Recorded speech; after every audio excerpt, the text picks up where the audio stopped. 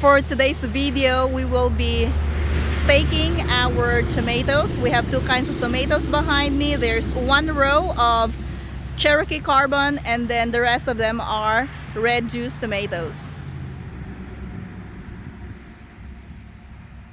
So I got so busy with the other parts of the garden, and we have a little problem in this area because, as we can see, there is blight on the tomatoes, and usually I stake the tomatoes so they don't touch the ground.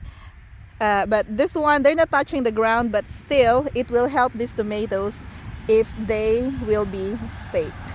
As you can see, we already have a bunch of fruit on the vines. We just have to stake this so they'll be off the fabric, because when it gets too hot, I feel like it burns some of the leaves as well. Plus, we've been getting rain this week, and it will help the plants a lot if they stay off this fabric. This is the material that we are using. I think this is a 5 or 6 foot tall, probably 6 or 7, and this is made of fiberglass. It's my first time to use this kind of material, because usually we use tobacco stakes or T-posts for staking our tomatoes, but then this material is a little bit cheaper than the T-posts that I like.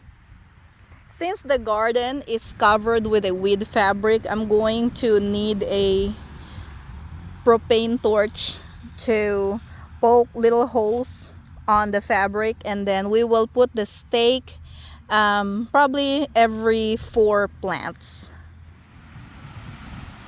Our fiberglass staking is already in the ground. So what I did was I burnt holes in the fabric, and then I used a big hammer and a piece of wood to go on top and hit it. So we have a stake every 4 plants. There are 30 plants in this row, so we have 4 plants between each stakes, up until like near the end on that side, because I had like 6 plants left, so I did 3 plants between the stakes in the last 3 stakes over there in the back. Next, I'm going to use this tomato twine. I'm going to run this along the stake to hold the tomato vines up. I got this from a local farm store. Oh, okay, $7.50. I can't even remember. I didn't know that it's that cheap, but you can just pull these ones easy. They don't get tangled up. The roll is right here inside this box. So I'm going to tie it here, and then we're gonna run this along this row of Cherokee Carbon tomatoes. Before we start tying them up, I'm gonna show you. We actually have some. Oh, this one.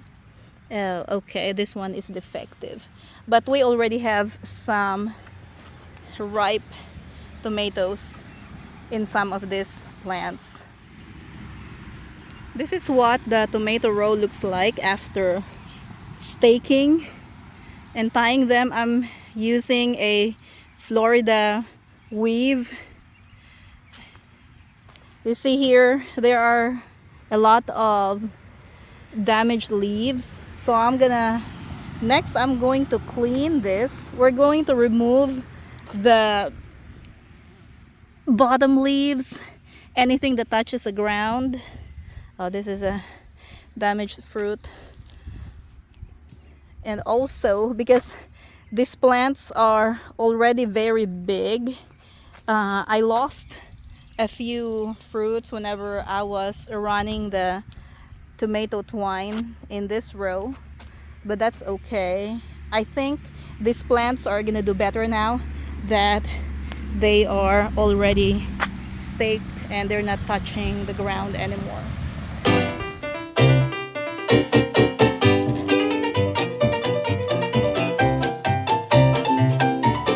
So far I have finished cleaning, pruning, and staking 4 rows. We have 3 rows right here and another row in the back of this garden that needs to be tied. But so far, look at that.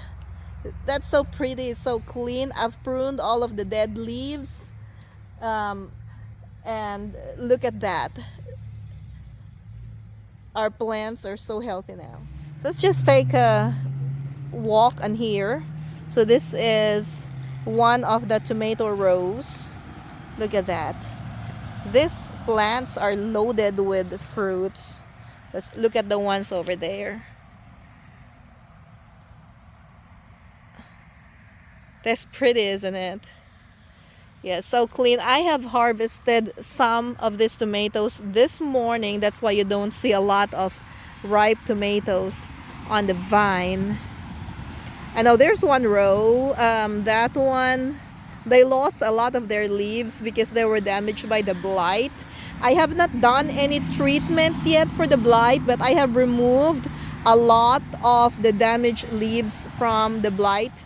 So we are walking towards the other end of this garden. Look at that, guys. It's just so clean. I'm so proud of this work. Look at that.